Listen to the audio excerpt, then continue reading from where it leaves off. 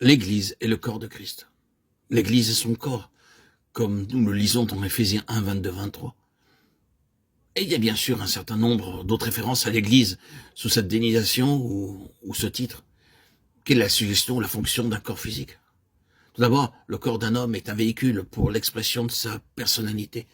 Vous ne pouvez pas toujours découvrir la personnalité par le moyen des traits du corps, mais habituellement, les gens se trahissent dans une certaine mesure par leur corps.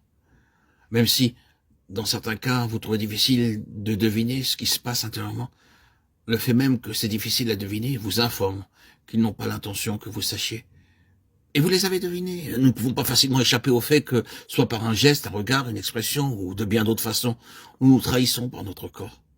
Cela est en tout cas une intention du corps, être l'expression de l'intérieur de l'homme, le pouvoir d'un moyen de s'exprimer. Et de même, l'Église qui est son corps est le vase, l'incarnation du Seigneur, l'esprit dans lequel et par lequel il doit s'exprimer. Si l'Église telle que nous la rencontrons, en évoluant parmi ses membres, concordait avec la pensée divine, nous saurions à quoi ressemble le Seigneur. Prenons, frères et sœurs, ceci à cœur, que notre existence même en tant qu'Église est en vue que les gens sachent à quoi ressemble Christ. Hélas, nous le décevons tellement en ceci, c'est souvent si difficile de percevoir le réel caractère du Seigneur Jésus dans son peuple. Mais c'est là la toute première signification du corps de Christ. Mais en outre, et ici nous sommes sur un terrain familier, un corps physique est un ensemble organique. Ce n'est pas un tout mis ensemble de l'extérieur, c'est quelque chose qui est marqué par une unité, par la raison d'une vie à l'intérieur. Il y a des relations dans chaque partie, et entre les parties. La moindre des parties est affectée par ce qui se passe dans toute autre partie.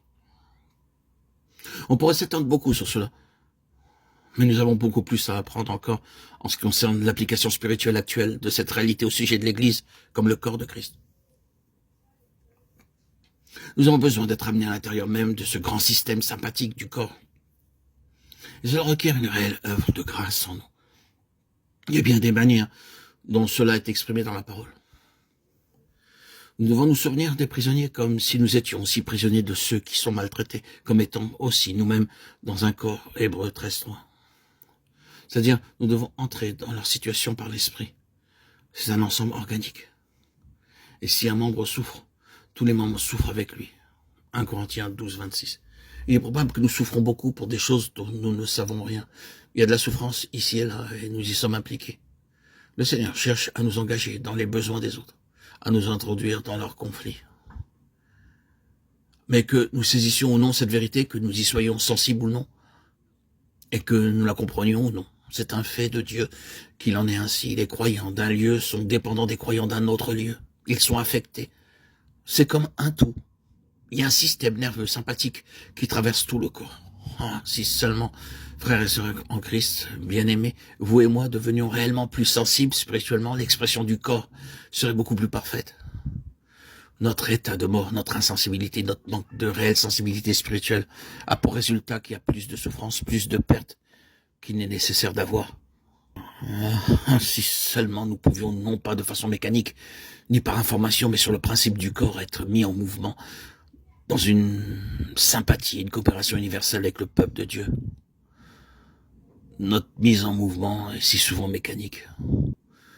Nous devons lire ou entendre le rapport de l'être, recevoir d'une façon ou d'une autre une information en vue d'être stimulés à prier dans une certaine mesure.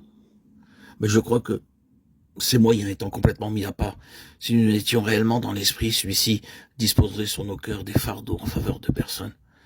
Ne pensez-vous pas que c'est une question que nous devrions continuellement apporter devant le Seigneur? Oh Seigneur, il y a quelqu'un qui est en prière aujourd'hui pour quelques sujets. Est-il possible que je sois la réponse à leur prière? Si oui, Seigneur, montre-moi. Conduis-moi, Seigneur. Place cela sur moi.